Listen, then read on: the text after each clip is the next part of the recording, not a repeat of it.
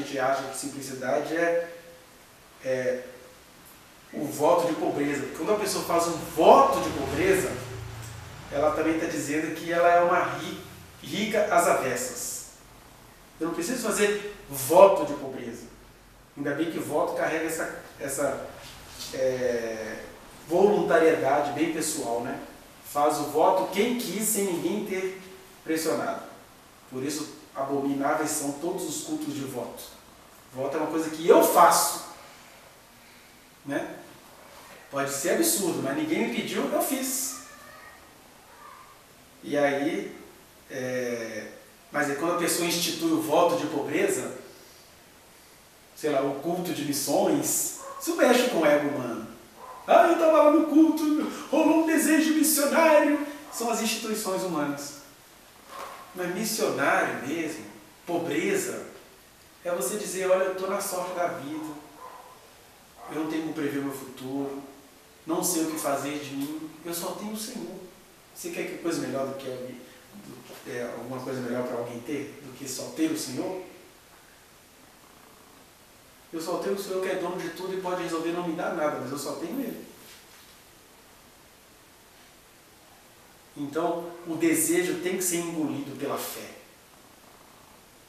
E quando eu falar de fé aqui, não estou falando jamais de fezes. Essas fés de aparências, de medidas religiosas, de cultos fixos, de você fazer uma fezinha. Estou falando de confiança absoluta, radical e arriscada em Deus. E até para você crer em Deus, é por meio da fé. Porque como é que você vai crer e se relacionar com um ser invisível? E um ser que vai ficar lutando o tempo todo entre você e seus desejos. Nem todo mundo tem sequer um entendimento para fazer isso. Mas todo aquele que se deixa revelar por Deus vai descobrir essas duas coisas. Primeiro, Deus se compraz a sinceridade. Mas a sua sinceridade não pode sequestrá-lo. Porque, por outro lado, ele vai chegar para você e vai dizer, olha, já que você quis isso, mas como você confia em mim, eu vou te socorrer disso. Eu vou realizar esse seu desejo de uma outra maneira. Vou realizar esse seu desejo por um outro caminho, porque eu tenho que te salvar de você o tempo todo. Então, que a gente corra esses riscos, né? Porque eu prefiro 1000 vezes correr o risco de me relacionar com Deus, mesmo sendo chamado mesmo sendo acusado de ter um delírio, do que o risco de cair em estratégias humanas da bolha maldita. Né? Pode chamar essa bolha maldita de uma coisa mais elegante. Como é que é o nome lá? Da Dama de Vermelho lá? Matrix. Chame a bolha maldita de Matrix. Mas é maldita.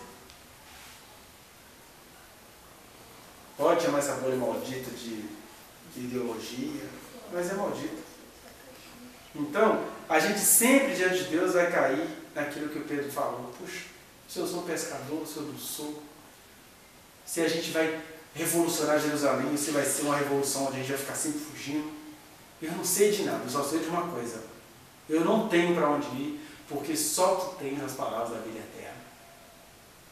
E vida eterna, sobretudo, é uma luta constante, diária, com a sua ilusão de desejo.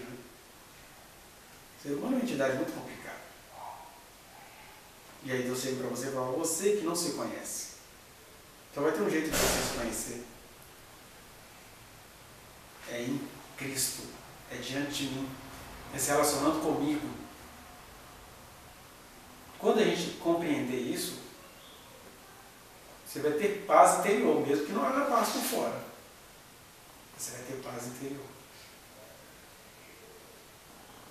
Agora, isso vai exigir algumas coisas temporariamente externas, porque a gente precisa dizer para a gente mesmo qual é a nossa, né?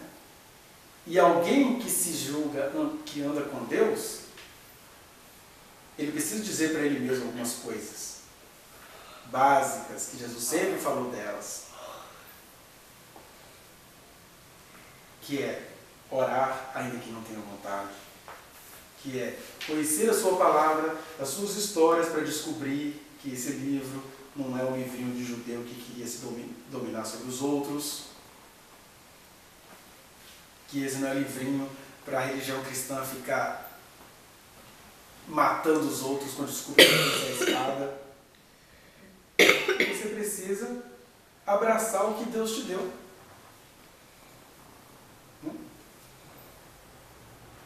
E o que Deus te deu só você sabe. Mas você não tem como se enganar acerca disso. Você sabe o que é que Deus te deu. Mesmo com Deus tem a cara de tomou. Tem coisa que Deus dá pra gente tomando, né? Eu me lembro, para encerrar aqui, da pastora Edmeia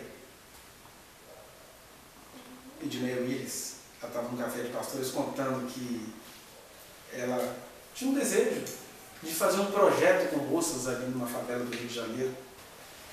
E aí um belo dia ela chega em casa e a casa dela pegando fogo. Aí Deus se agrada, Deus sincero, né? Eu estou te pedindo uma casa e o Senhor bota fogo na minha. Eu pedi uma casa para fazer a tua obra, o Senhor coloca fogo na minha. Aí, meses depois, Deus falou para ela, como é que eu ia te dar a casa, não, depois da outra coisa construída, como é que eu ia te dar a casa com aquele mulambo ali? Eu tinha que derrubar aquilo lá, você não entendeu? Isso que eu estou dizendo, que às vezes o que Deus te deu até agora parece só o que Deus está te tomando. Porque Ele tem que demolir todo o ego humano. Ele tem que acabar com tudo que é humano. Para você ter certeza plena de que aquilo ali foi Deus quem deu. Agora a sinceridade sempre será sinceridade. Senhor, eu também não gostei daquilo não. Né? Estou falando isso que eu fui vendo depois que ela passou a contar com as contribuições do Ministério do Silas Malafaia. Aí eu já oraria, Senhor, tem que vir de lá, a casa que o Senhor me deu. Mas isso são coisas dela, só para citar o exemplo que a gente não pode se encostar. Seja acusado de perfeccionismo. Mas beba da comida que beba da bebida que vem da mão de Deus. Beba do cálice que nunca vai te calar, que vem da mão de Deus. Vá no link que está aqui na descrição e acesse a reflexão na íntegra. Não se esqueça de dar o like nesse trechinho de vídeo, compartilhá-lo e se inscrever neste canal, apertar o sininho para você receber as notificações. Muito obrigado.